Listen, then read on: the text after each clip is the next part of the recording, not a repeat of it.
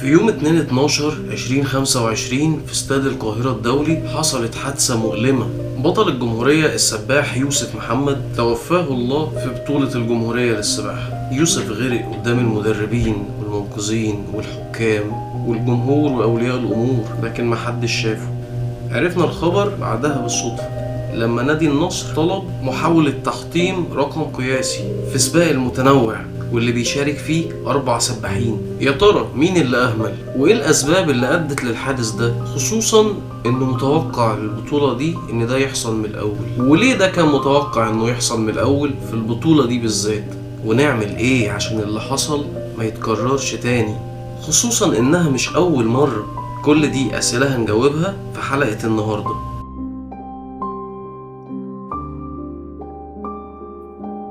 في الفترة المسائية من بطولة الجمهورية للسباحة وفي آخر تصفية كسب يوسف المركز الثاني في سباق 50 متر باك، وطلع كل السباحين من المية إلا يوسف، ومحدش خد باله لأنه أول ما وصل أغمى عليه وغرق تحت المية.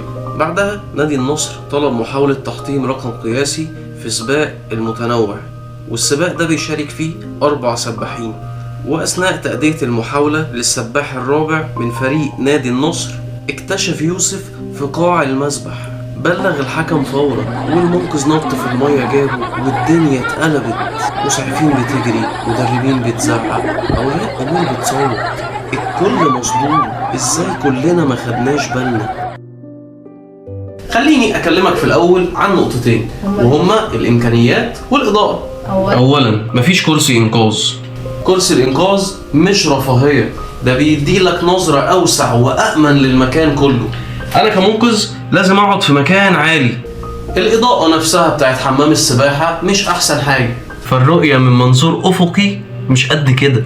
أصل هي الشغلانة حاجتين، عوامة ونضارة. فبالتالي خطة التأمين قايمة على فرهدة المنقذ ذهابا وإيابا، أو واقف أو بيوصل ده ورقة الدي كيو من حكم لحكم، وده اللي بيستنزف طاقة المنقذين على مدار اليوم وبيفقدهم تركيزهم.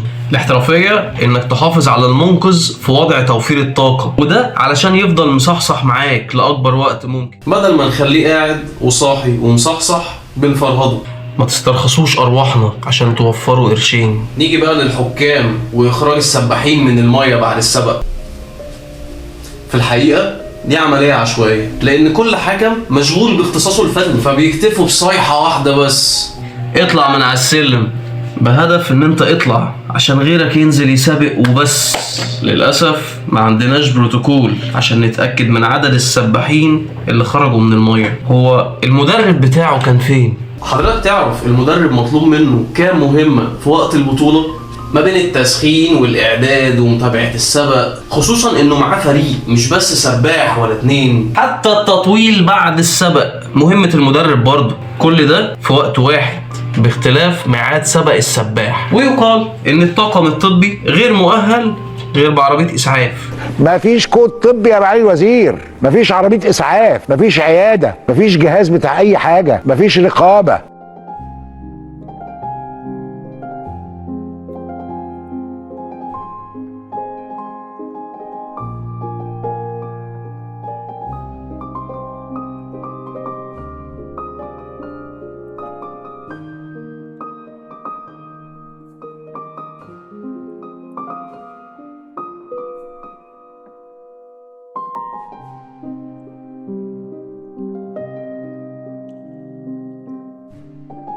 من الأسباب اللي قللت فرص النجاة كانت طريقة النقل، وده اللي بيوضح لك إن الطاقم الطبي مجرد هواة غير مؤهلين.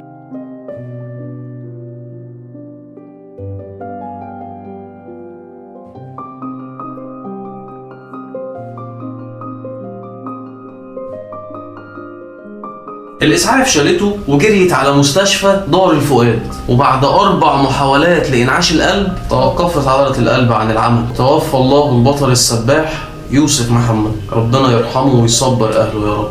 وزارة الرياضة المسؤول الأول عن الرياضة في مصر أحالت الواقع للنيابة. شكرا يا فندم. وزير الرياضة طالب اتحاد السباحة بتقرير شامل يكون فيه كل تفاصيل الحادث. شكرا يا دكتور. وجه بتشكيل لجنة من الشؤون القانونية واللجنة الطبية ولجنة الأداء الرياضي والرقابة الداخلية لمراجعة الإجراءات الطبية والفنية والإدارية. شكرا يا فندم. عشان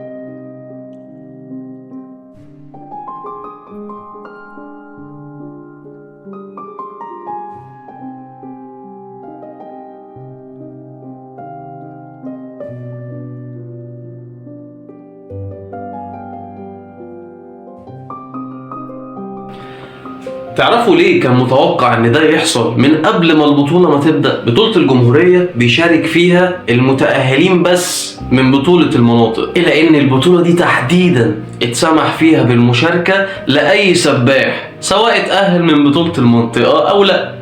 لازم كلنا نتعلم من الحوادث دي عشان نقدر نحد من تكرارها مرة تانية، وده بإننا نحط كاميرات تحت المية عشان تصور السبق، ويكون في مسؤول يتابعها من الشاشة عشان يتأكد إن كله تمام. نجهز مكان البطولة بكرسي الإنقاذ وأجهزة الإسعافات الأولية، مهم قوي وجودها في حالة الطوارئ. لازم عينينا ما تغيبش عن ولادنا، سواء احنا بقى أولياء أمور، مدربين، حكام، منقذين. حادثة يوسف مش هي الأولى من نوعها، لازم كلنا نتعلم من الحوادث دي. انت كمان قول لنا شايف مين غلطان وايه اللي ممكن نعمله عشان ده ما يتكررش. انا كابتن عز من فريق المدربين. كل العدد ده طاقم العمل اشتغل تحت ضغط كبير قوي، أثر على جودة تركيزهم، وده كشف لنا غياب أجزاء ضرورية في المنظومة زي غياب الجانب الطبي واختفاء معايير الأمن والسلامة أو حتى خطة الطوارئ. يا ترى لما ايه يحصل نقول إن حق يوسف رجع؟